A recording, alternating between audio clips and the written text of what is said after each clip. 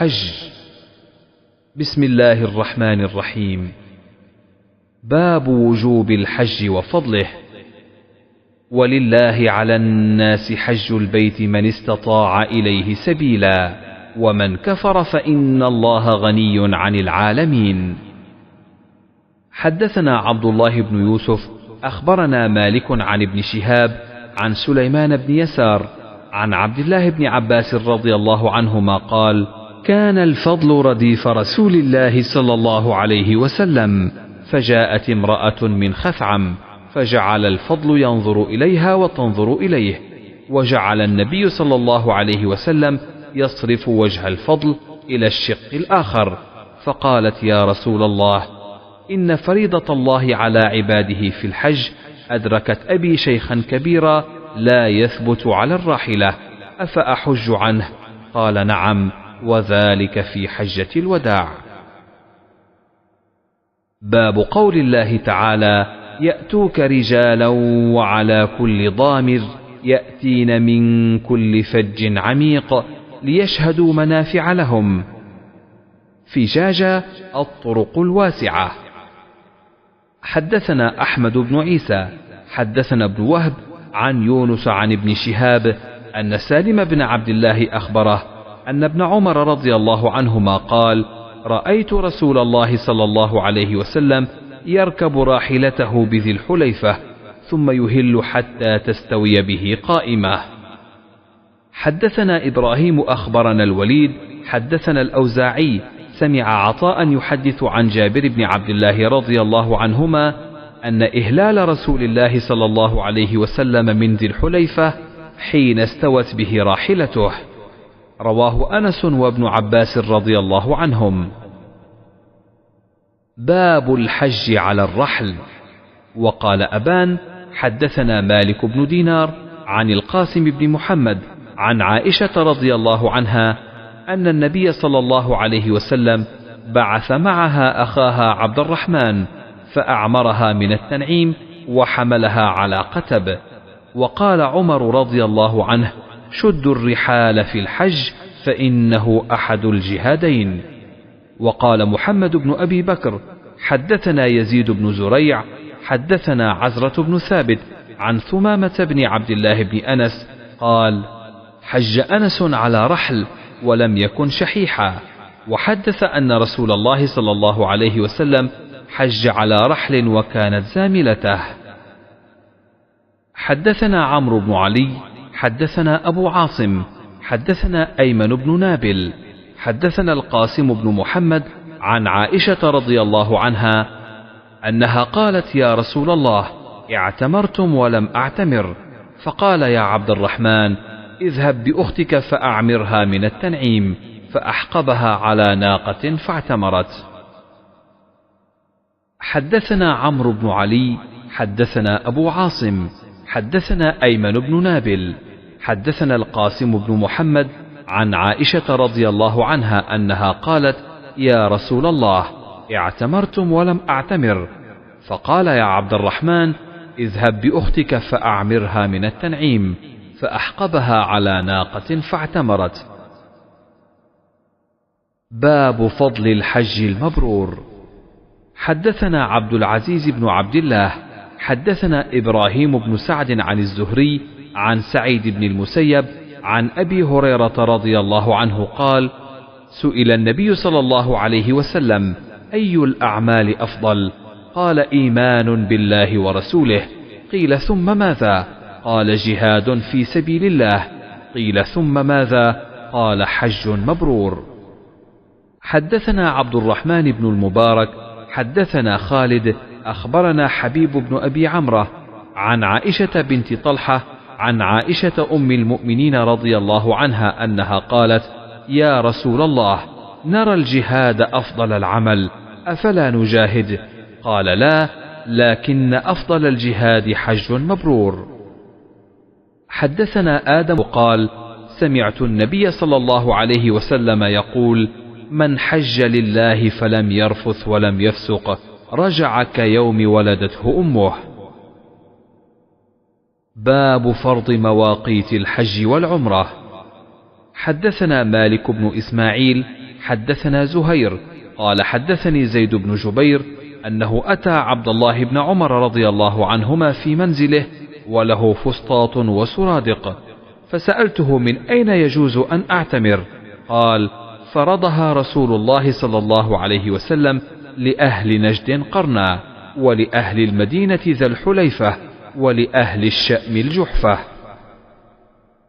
باب قول الله تعالى: وتزودوا فإن خير. عن عكرمة عن ابن عباس رضي الله عنهما قال: كان أهل اليمن يحجون ولا يتزودون، ويقولون: نحن المتوكلون، فإذا قدموا مكة سألوا الناس، فأنزل الله تعالى: وتزودوا فإن خير الزاد التقوى. رواه ابن عيينة عن عمرو عن عكرمة مرسلا. باب مهل أهل مكة للحج والعمرة. حدثنا موسى بن إسماعيل حدثنا وهيب حدثنا ابن طاووس عن أبيه عن ابن عباس قال: إن النبي صلى الله عليه وسلم وقت لأهل المدينة ذا الحليفة، ولأهل الشأم الجحفة، ولأهل نجد قرن المنازل، ولأهل اليمن يلملم، هن لهن، ولمن أتى عليهن من غيرهن ممن أراد الحج والعمرة، ومن كان دون ذلك فمن حيث أنشأ، حتى أهل مكة من مكة. باب ميقات أهل المدينة ولا يهل قبل ذي الحليفة. حدثنا عبد الله بن يوسف أخبرنا مالك عن نافع عن عبد الله بن عمر رضي الله عنهما أن رسول الله صلى الله عليه وسلم قال: يهل أهل المدينة من ذي الحليفة، وأهل الشأم من الجحفة، وأهل نجد من قرن. قال عبد الله: وبلغني أن رسول الله صلى الله عليه وسلم قال: ويهل أهل اليمن من يلملم. باب مهل أهل الشأم. حدثنا مسدد حدثنا حماد عن عمرو بن دينار عن طاووس عن ابن عباس رضي الله عنهما قال: وقت رسول الله صلى الله عليه وسلم لأهل المدينة ذا الحليفة، ولأهل الشأم الجحفة، ولأهل نجد قرن المنازل، ولأهل اليمن يلملم، فهن لهن ولمن أتى عليهن من غير أهلهن، لمن كان يريد الحج والعمرة، فمن كان دونهن فمهله من أهله، وكذاك حتى أهل مكة يهلون منها. باب مهل أهل نجد. حدثنا علي حدثنا سفيان حفظناه من الزهري عن سالم عن أبيه: وقت النبي صلى الله عليه وسلم.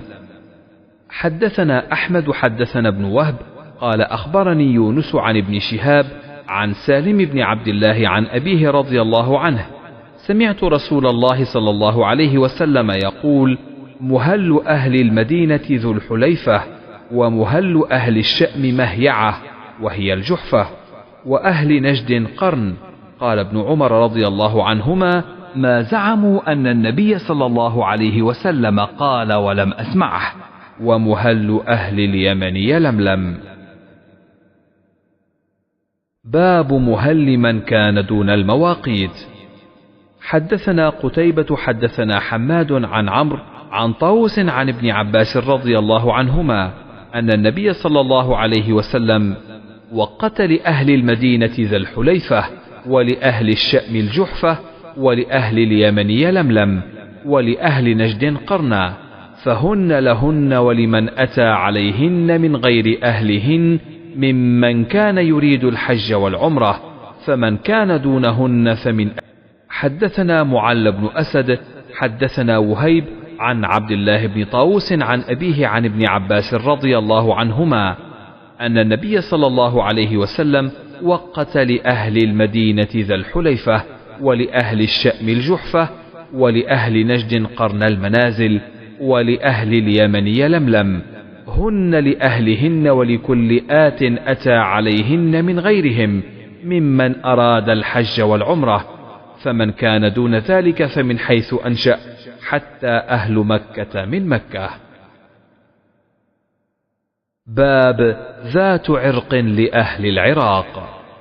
حدثني علي بن مسلم حدثنا عبد الله بن نمير حدثنا عبيد الله عن نافع عن ابن عمر رضي الله عنهما قال: لما فتح هذان المصران أتوا عمر فقالوا: يا أمير المؤمنين، إن رسول الله صلى الله عليه وسلم حد لأهل نجد قرنا، وهو جور عن طريقنا، وإنا إن أردنا قرنا شق علينا. قال: فانظروا حذوها من طريقكم، فحد لهم ذات عرق. باب حدثنا عبد الله بن يوسف أخبرنا مالك عن نافع عن عبد الله بن عمر رضي الله عنهما أن رسول الله صلى الله عليه وسلم أناخ بالبطحاء بذي الحليفة فصلى بها، وكان عبد الله بن عمر رضي الله عنهما يفعل ذلك. باب خروج النبي صلى الله عليه وسلم على طريق الشجرة. حدثنا إبراهيم بن المنذر حدثنا أنس بن عياض عن عبيد الله عن نافع عن عبد الله بن عمر رضي الله عنهما أن رسول الله صلى الله عليه وسلم كان يخرج من طريق الشجرة ويدخل من طريق المعرس، وأن رسول الله صلى الله عليه وسلم كان إذا خرج إلى مكة يصلي في مسجد الشجرة، وإذا رجع صلى بذي الحليفة ببطن الوادي وبات حتى يصبح. باب قول النبي صلى الله عليه وسلم: العقيق واد مبارك. حدثنا الحميدي حدثنا الوليد وبشر بن بكر التنيسي قال حدثنا الأوزاعي قال حدثني يحيى قال حدثني عكرمة أنه سمع ابن عباس رضي الله عنهما يقول: إنه سمع عمر رضي الله عنه يقول: سمعت النبي صلى الله عليه وسلم بوادي العقيق يقول: أتاني الليلة آت من ربي فقال: صل في هذا الوادي المبارك وقل عمرة في حجة. حدثنا محمد بن أبي بكر حدثنا فضيل بن سليمان حدثنا موسى بن عقبة قال حدثني سالم بن عبد الله عن أبيه رضي الله عنه عن النبي صلى الله عليه وسلم أنه رؤي وهو في معرس بذي الحليفة ببطن الوادي، قيل له: إنك ببطحاء مباركة. وقد أناخ بنا سالم يتوخى بالمناخ الذي كان عبد الله ينيخ، يتحرى معرس رسول الله صلى الله عليه وسلم، وهو أسفل من المسجد الذي ببطن الوادي، بينهم وبين الطريق وسط من ذلك. باب غسل الخلوق 3 مرات من الثياب. قال أبو عاصم: أخبرنا ابن جريج أخبرني عطاء أن صفوان بن يعلى أخبره أن يعلى قال لعمر رضي الله عنه: أرني النبي صلى الله عليه وسلم حين يوحى إليه. قال: فبينما النبي صلى الله عليه وسلم بالجعرانة ومعه نفر من أصحابه، جاءه رجل فقال: يا رسول الله، كيف ترى في رجل أحرم بعمرة وهو متمضخ بطيب؟ فسكت النبي صلى الله عليه وسلم ساعة، فجاءه الوحي، فأشار عمر رضي الله عنه إلى يعلى، فجاء يعلى وعلى رسول الله صلى الله عليه وسلم ثوب قد أظل به، فأدخل رأسه فإذا رسول الله صلى الله عليه وسلم محمر الوجه وهو يغط، ثم سري عنه فقال: أين الذي سأل عن العمرة؟ فأتي برجل فقال: اغسل الطيب الذي بك 3 مرات، وانزع عنك الجبة، واصنع في عمرتك كما تصنع في حجتك. قلت لعطاء: أراد الإنقاء حين أمره أن يغسل 3 مرات؟ قال: نعم. باب الطيب عند الإحرام وما يلبس إذا أراد أن يحرم ويترجل ويدهن. وقال ابن عباس رضي الله عنهما: يشم المحرم الريحان وينظر في المرآة ويتداوى بما يأكل الزيت والسمن. وقال عطاء: يتختم ويلبس الهيمان. وطاف ابن عمر رضي الله عنهما وهو محرم وقد حزم على بطنه بثوب، ولم تر عائشة رضي الله عنها بالتبان بأسا للذين يرحلون هودجها.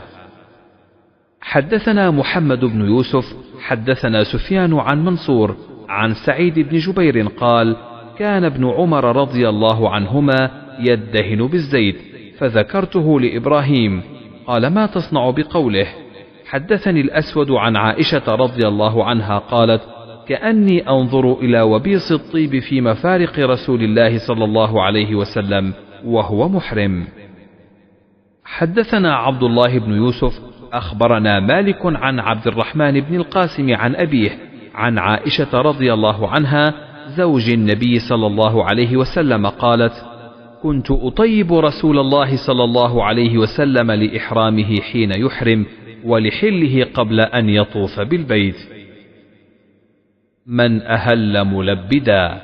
حدثنا أصبغ أخبرنا ابن وهب عن يونس عن ابن شهاب عن سالم عن أبيه رضي الله عنه قال: سمعت رسول الله صلى الله عليه وسلم يهل ملبدا. باب الإهلال عند مسجد ذي الحليفة. حدثنا علي بن عبد الله حدثنا سفيان حدثنا موسى بن عقبة سمعت سالم بن عبد الله قال: سمعت ابن عمر رضي الله عنهما. وحدثنا عبد الله بن مسلمة عن مالك عن موسى بن عقبة عن سالم بن عبد الله أنه سمع أباه يقول: ما أهل رسول الله صلى الله عليه وسلم إلا من عند المسجد، يعني مسجد ذي الحليفة. باب ما لا يلبس المحرم من الثياب. حدثنا عبد الله بن يوسف أخبرنا مالك عن نافع عن عبد الله بن عمر رضي الله عنهما أن رجلا قال: يا رسول الله، ما يلبس المحرم من الثياب؟ قال رسول الله صلى الله عليه وسلم: لا يلبس القمص ولا العمائم ولا السراويلات ولا البرانس ولا الخفاف، إلا أحد لا يجد نعلين فليلبس خفين وليقطعهما أسفل من الكعبين، ولا تلبسوا من الثياب شيئا مسه الزعفران أو ورس. باب الركوب والارتداف في الحج. حدثنا عبد الله بن محمد حدثنا وهب بن جرير حدثنا أبي عن يونس الأيلي عن الزهري عن عبيد الله بن عبد الله عن ابن عباس رضي الله عنهما أن أسامة رضي الله عنه كان ردف النبي صلى الله عليه وسلم من عرفة إلى المزدلفة، ثم أردف الفضل من المزدلفة إلى منى. قال: فكلاهما قال: لم يزل النبي صلى الله عليه وسلم يلبي حتى رمى جمرة العقبة. باب ما يلبس المحرم من الثياب والأردية والأزر. ولبست عائشة رضي الله عنها الثياب المعصفرة وهي محرمة، وقالت: لا تلثم ولا تتبرقع ولا تلبس ثوبا بورس ولا زعفران. وقال جابر: لا أرى المعصفر طيبا. ولم تر عائشة بأسا بالحلي والثوب الأسود والمورد والخف للمرأة. وقال إبراهيم: لا بأس أن يبدل ثيابه. حدثنا محمد بن أبي بكر المقدمي حدثنا فضيل بن سليمان قال: حدثني موسى بن عقبة قال: أخبرني كريب عن عبد الله بن عباس رضي الله عنهما قال: انطلق النبي صلى الله عليه وسلم من المدينة بعدما ترجل وادهن ولبس إزاره ورداءه هو وأصحابه، فلم ينه عن شيء من الأردية والأزر تلبس إلا المزعفرة التي تردع على الجلد. فأصبح بذي الحليفة، ركب راحلته حتى استوى على البيداء، أهل هو وأصحابه، وقلد بدنته، وذلك ل5 بقين من ذي القعدة. فقدم مكة ل4 ليال خلون من ذي الحجة، فطاف بالبيت وسعى بين الصفا والمروة، ولم يحل من أجل بدنه لأنه قلدها، ثم نزل بأعلى مكة عند الحجون وهو مهل بالحج، ولم يقرب الكعبة بعد طوافه بها حتى رجع من عرفة، وأمر أصحابه أن يطوفوا بالبيت وبين الصفا والمروة، ثم يقصروا من رؤوسهم ثم يحلوا، وذلك لمن لم يكن معه بدنة قلدها، ومن كانت معه امرأته فهي له حلال والطيب والثياب. باب من بات بذي الحليفة حتى أصبح.